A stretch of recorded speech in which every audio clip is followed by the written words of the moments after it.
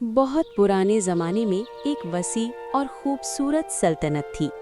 इस सल्तनत की सबसे कीमती दौलत इसका खजाना नहीं बल्कि इसकी इकलौती बेटी थी, शहजादी ज़ारा। ज़ारा खामोश तबाह थी। वो शोर से दूर रहती, ज़्यादा बोलती नहीं थी, मगर उसकी आंखें सब कुछ कह देती थी। लोग समझते थे कि वो कमज़ोर है, लेकिन बादशाह जानते थे कि उसकी बेटी का दिल बेहद मजबूत है।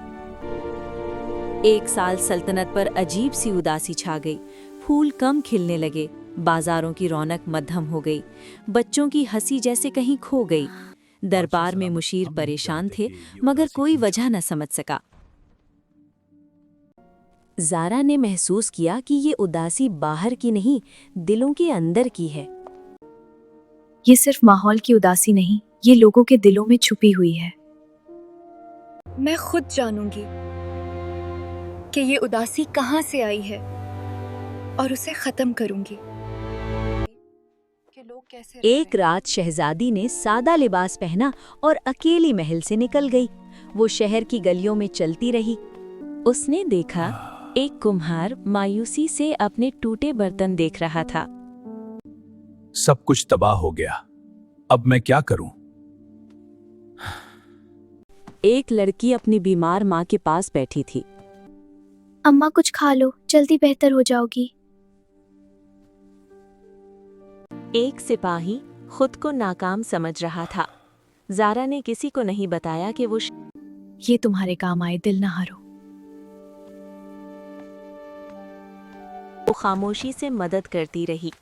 कुम्हार के लिए नए औजार खरीदे, लड़की के लिए हकीम भेजा, सिपाही को हौसला दिया।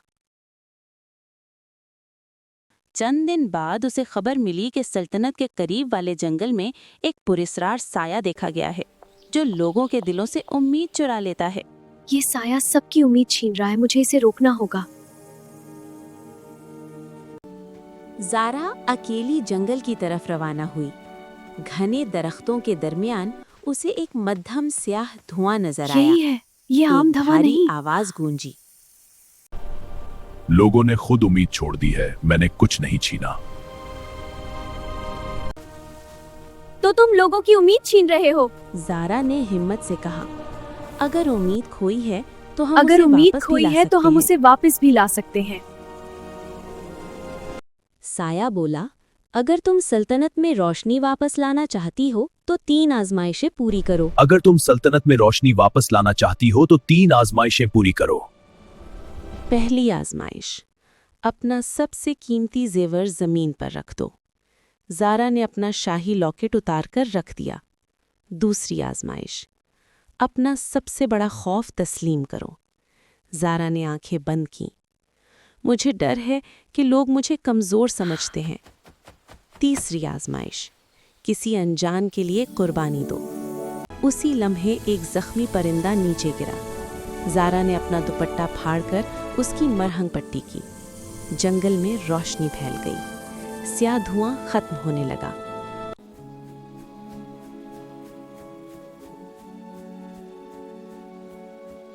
जब दिल मजबूत हो तो अंधेरा खुद ब खुद मिट जाता है।